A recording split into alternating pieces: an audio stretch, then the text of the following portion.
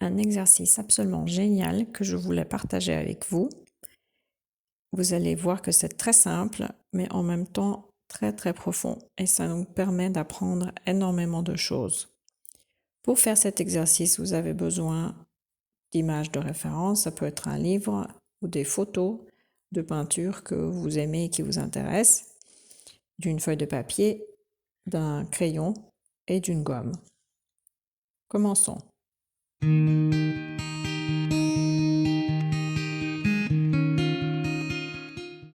Pour ce premier exercice, j'ai choisi une image qui a une composition assez simple et vous allez voir comment je procède.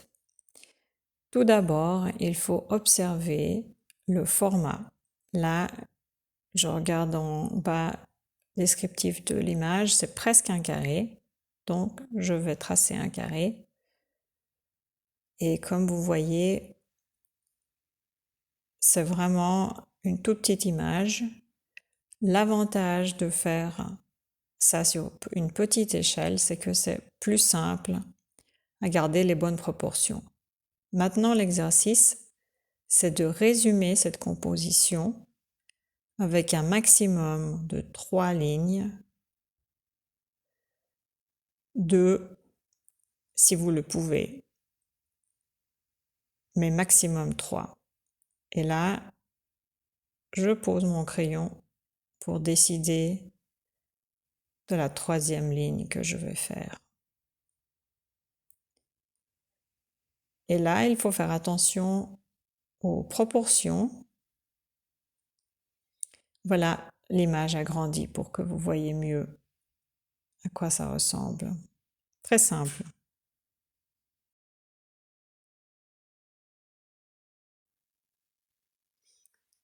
Deuxième partie de cet exercice, c'est d'observer cette composition et de faire un tracé avec des lignes. Là, je fais quelque chose qui n'est plus vraiment carré, donc je prends ma gomme malléable pour effacer, pour corriger mon format. Et pour cette deuxième partie de cet exercice, je vais rajouter plus de lignes. Donc c'est déjà un peu plus simple parce que bien sûr, résumer une composition avec 2 ou 3 lignes, c'est pas évident. Et là, bien sûr, ça devient tout de suite plus simple. Donc, le but, c'est vraiment d'observer les proportions, les angles, le point de départ, le point d'arrivée des lignes. Et on n'est pas en train d'essayer de faire un joli dessin, hein, c'est vraiment pas le but de l'exercice. Le but de l'exercice, c'est de aiguiser votre sens d'observation et c'est assez intéressant ce qui se passe quand on fait cet exercice. On commence vraiment à voir des choses qu'on ne voyait pas avant.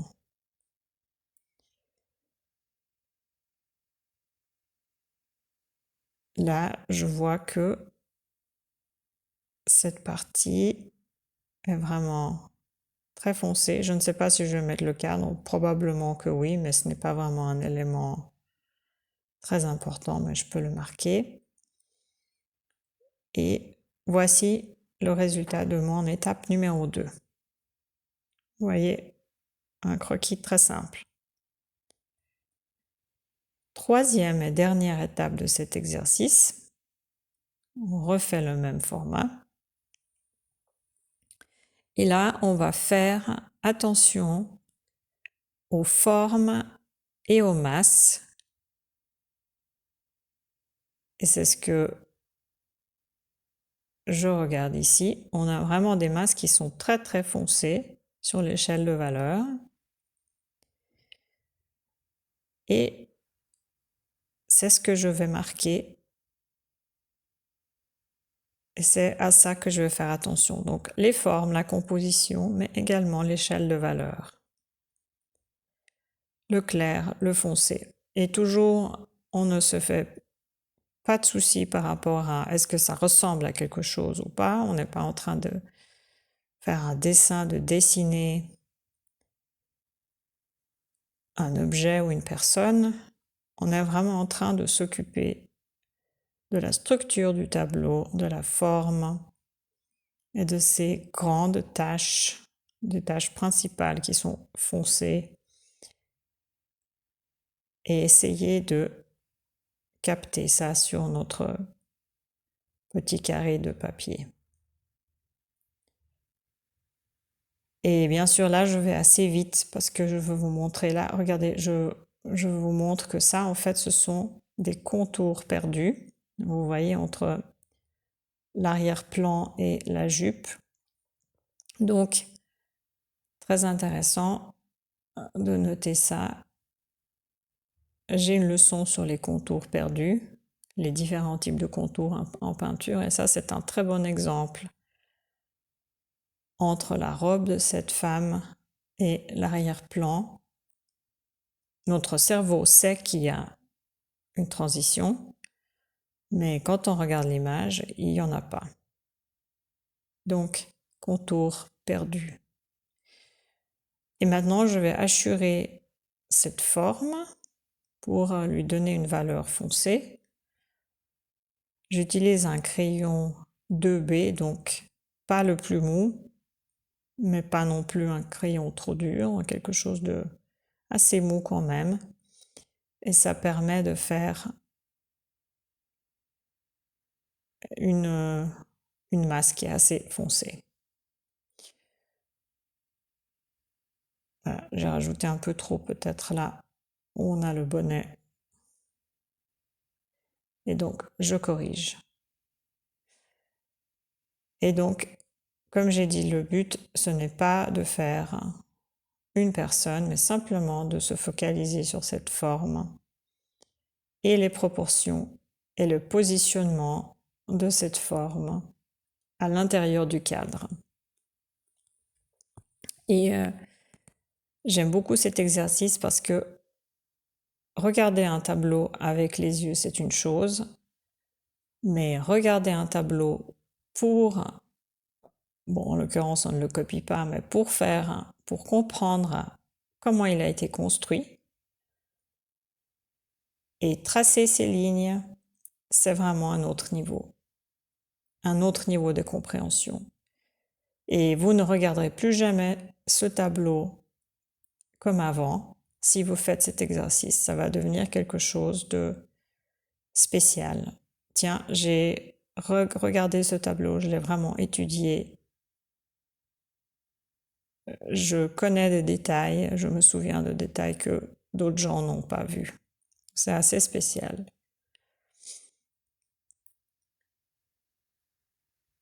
Et vous pouvez passer beaucoup de temps à faire ce petit croquis, ou bien vous pouvez le faire très vite. Là, je vais assez vite. Le but, c'est vraiment d'aiguiser votre sens d'observation et d'apprendre à partir de tableaux de peintres qui, bien sûr, ont exécuté des chefs-d'œuvre. En tout cas, ce tableau-là, du point de vue graphique, il est très intéressant. Comme vous voyez, la composition est très intéressante. Et bien sûr, il est exécuté de façon très impressionnante aussi. Mais là, comme j'ai dit, on ne s'occupe pas du sujet, on s'occupe de la structure. Et ça, c'est vraiment quelque chose de très important à apprendre. Et il faut entraîner le regard. Le regard du peintre, c'est regarder et voir les formes et faire abstraction des objets.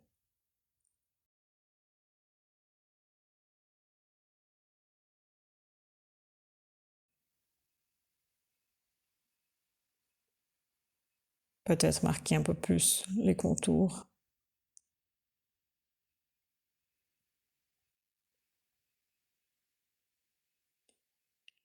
Oui, là aussi, on a un angle qui est un peu plus marqué que ce que j'ai fait.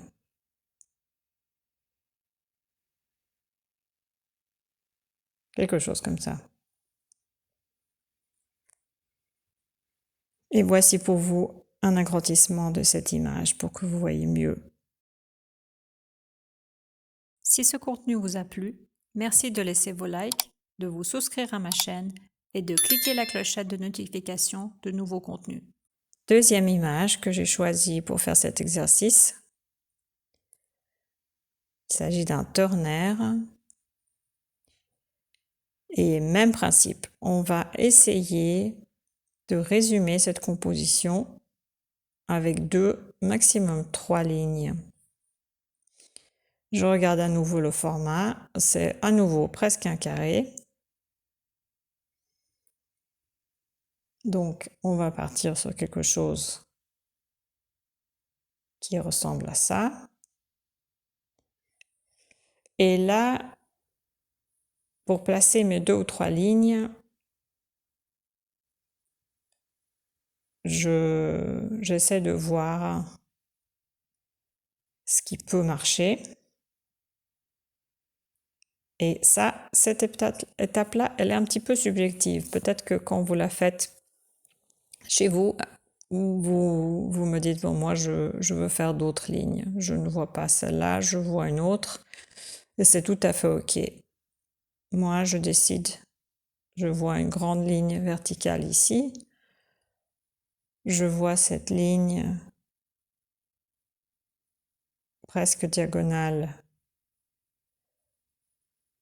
Je fais quelque chose de comme ça. Et la troisième, je vais la faire comme ça. Alors, et en plus, ces lignes, j'ai oublié de le mentionner, ces lignes ne sont pas réelles, elles peuvent être imaginaires. Ce sont des lignes qui connectent la structure des différents éléments du tableau. Donc voilà mon petit schéma. Étape numéro 1. 2 à 3 lignes maximum. Deuxième étape, on a le droit maintenant d'utiliser plus de lignes et même des courbes si on a besoin d'utiliser un demi-cercle par exemple ou des choses comme ça. On va simplement placer ces éléments, ces formes. On ne dessine pas de bateau, on ne dessine pas le ciel, on ne dessine pas la mer. On s'intéresse à la forme de ces taches et on essaie de les placer là où elles se trouvent. On essaie de respecter les proportions. Et si ça ressemble à rien, eh bien, ça va aussi. Le but de l'exercice, c'est vraiment l'observation de la composition. Donc là, je fais le deuxième bateau qui est à gauche. Cette fumée, je décide de la représenter comme ça. Donc des lignes, c'est vraiment très grossier ce que je fais. Et c'est tout à fait OK pour le but de cet exercice. Là aussi, on a une valeur assez foncée à gauche. En bas à gauche du tableau. Et voilà ce que je fais pour cette étape numéro 2.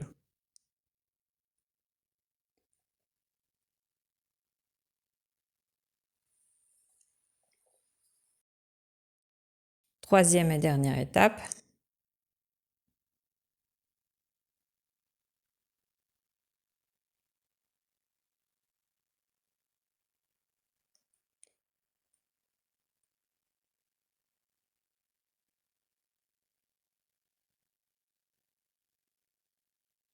Je réfléchis avec ma main, comme vous voyez.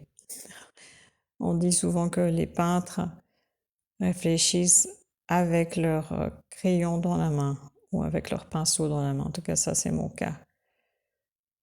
Je parle avec les mains et je réfléchis avec mon crayon. Je décide de faire quelque chose comme ça. Mes formes, un peu de travers, donc on revient, on efface. En fait, je vois que les deux formes ne sont pas connectées, et moi je les ai connectées. Donc c'est ça vraiment l'intérêt de cet exercice, c'est que on commence à voir des choses, faire attention à des choses qui peut-être peuvent passer inaperçues autrement. Là aussi, on a ces éléments-là à placer à droite du bateau et vous voyez que tout ça, en fait, c'est qu'une seule masse. Bien sûr, on sait que c'est le bateau et la réflexion du bateau sur l'eau, mais si on regarde la forme, hein, on voit vraiment que ce n'est qu'un bloc de peinture très foncée, couleur très foncée. Donc je décide de le représenter comme ça.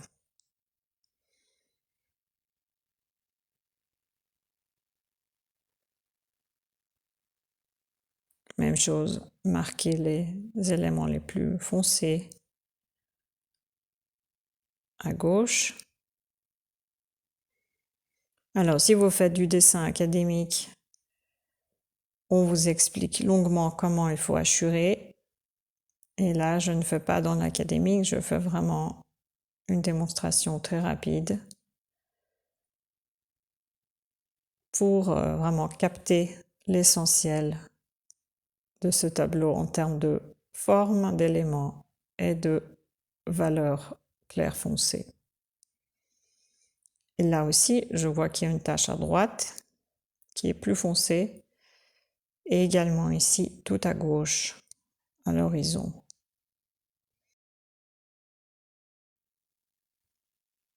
Quelque chose comme ça. Et le reste est une valeur au milieu de l'échelle, donc pas trop foncé, pas trop clair. Et la valeur la plus claire se trouve entre les deux tableaux, donc je vais la laisser blanche, je vais laisser ma feuille de papier transparaître.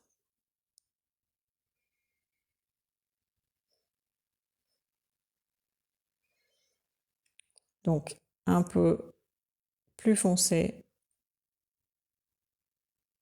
très léger.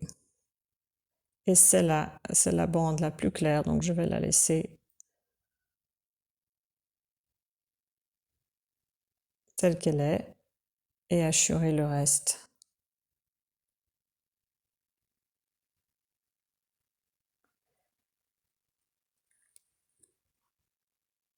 Un peu plus de définition ici, mais ce n'est, comme j'ai dit, le but n'est pas de copier exactement, le but c'est de vraiment réfléchir avec le crayon à la main. Et maintenant, je me rends compte que j'ai placé mon cadre trop proche ou mon élément trop proche du cadre. Et je n'ai pas respecté les proportions de l'image, donc je corrige tout ça. Et c'est ça vraiment le but de cet exercice. Observer et corriger si on a besoin de corriger. Et ce qui est vraiment génial avec cet exercice, c'est que vous pouvez le faire à n'importe quel moment chez vous.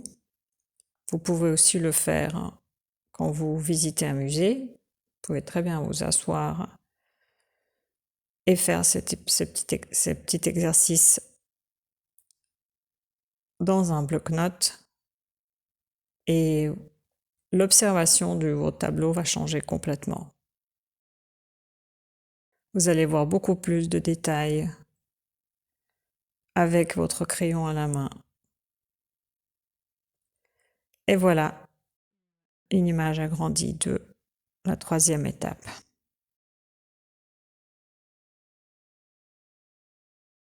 Troisième exemple, j'ai pris un exemple de chaque type. Donc portrait, paysage, enfin c'est un paysage marin et nature morte, juste pour vous montrer que ça s'applique vraiment à tout type d'image. Donc, le but, 2 à 3 lignes pour représenter cette composition. Donc moi, je me dis, les objets qui sont ces pommes et ces poires, c'est une des lignes. Cette tasse blanche, c'est une autre ligne.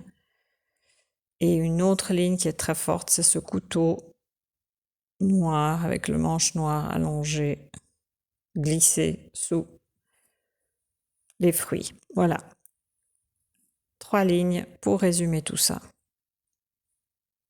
Peut-être que vous choisissez 3 lignes différentes, c'est tout à fait OK.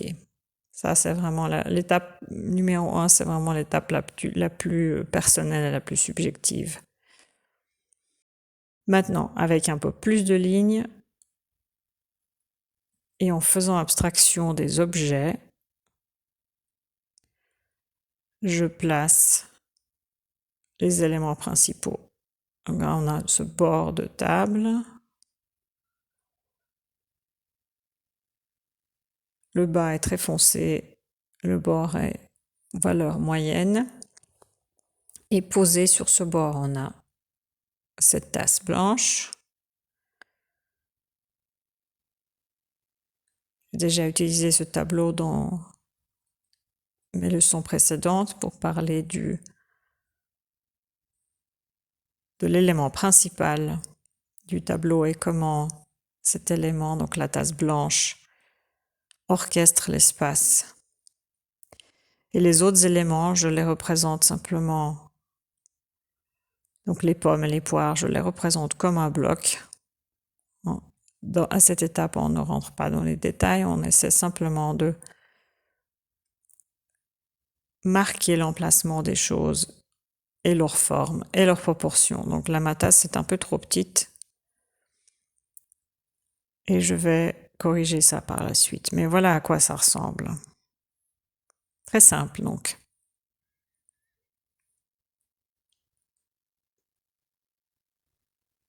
Maintenant, l'étape numéro 3. Donc, la structure de la composition, les formes principales et les valeurs clés. C'est ça qu'on essaie de capturer à cette étape-là.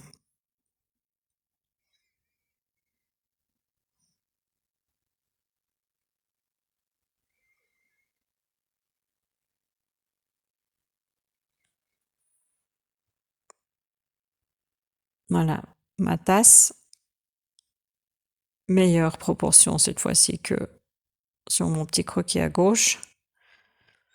Donc là, on se pose les questions, est-ce que les objets se touchent? Est-ce que les fruits sont devant la tasse ou à côté? Ou quel est vraiment l'arrangement dans l'espace et dans cet espace de dimensions? Donc là, vous voyez, je marque, les objets ne se touchent pas. Clairement, il y a un espace, mais on a cet élément qui unifie la composition.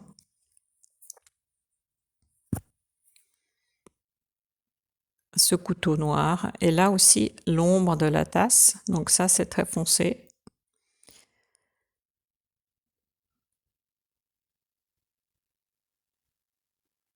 Les proportions sont à peu près justes.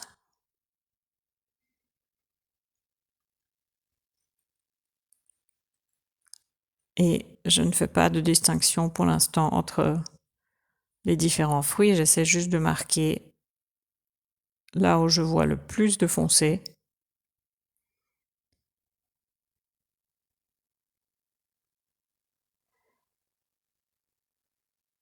Et de faire une différence entre les valeurs les plus foncées, les valeurs moyennes et les plus claires.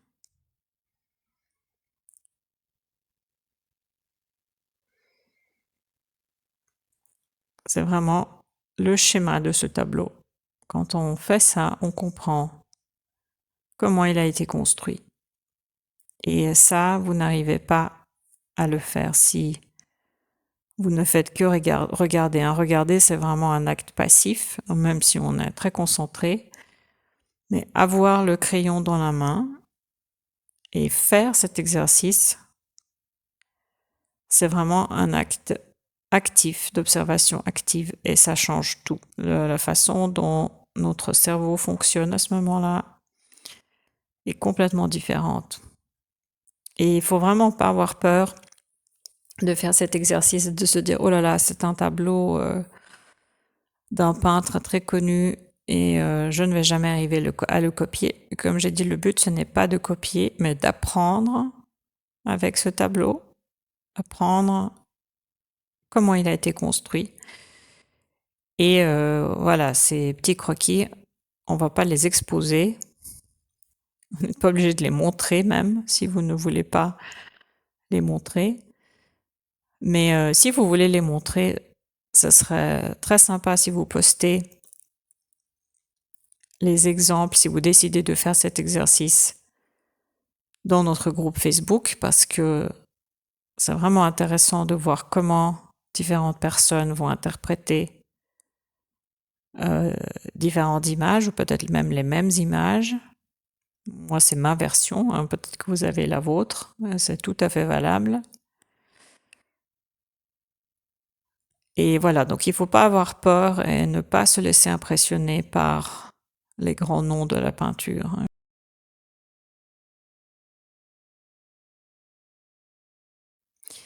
Là, je regarde les valeurs sur l'arrière-plan et je vois qu'il y a une zone très foncée à gauche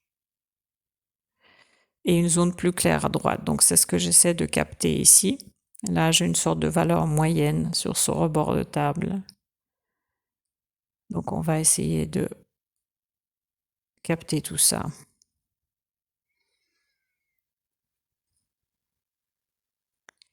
Donc là, ça commence déjà à ressembler un peu à des objets. Ce n'est pas le but, mais on peut faire plus de détails, moins de détails. Le but n'est pas de faire dans le détail, mais là, je commence à donner un peu plus de fini. Et on peut déjà voir que c'est une nature morte et que on a des fruits.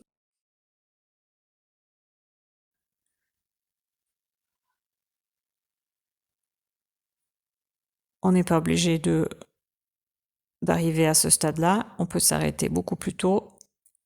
Là, je vous montre simplement qu'on peut faire plus de détails, moins de détails,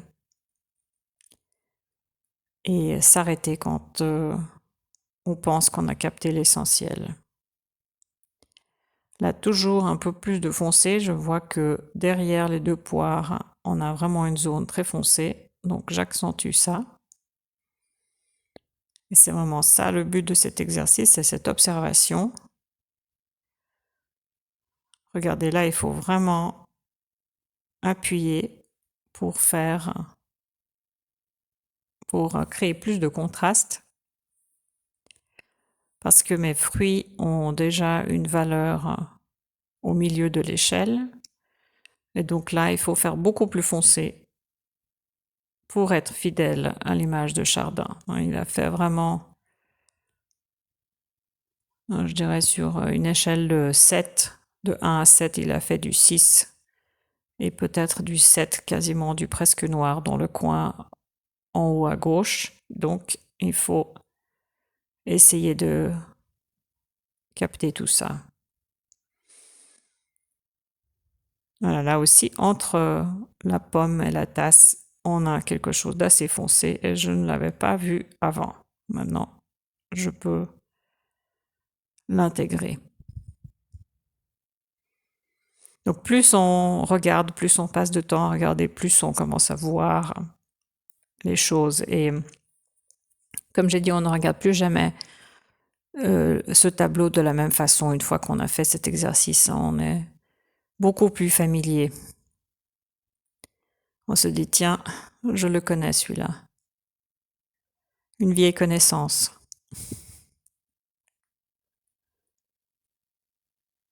Voilà, j'essaie de rendre mon arrière-plan un peu plus uniforme, en sachant qu'à droite, on a quand même quelque chose de plus clair.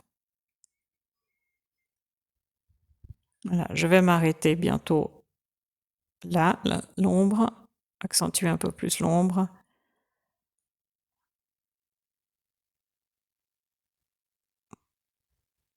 Le rebord de la table.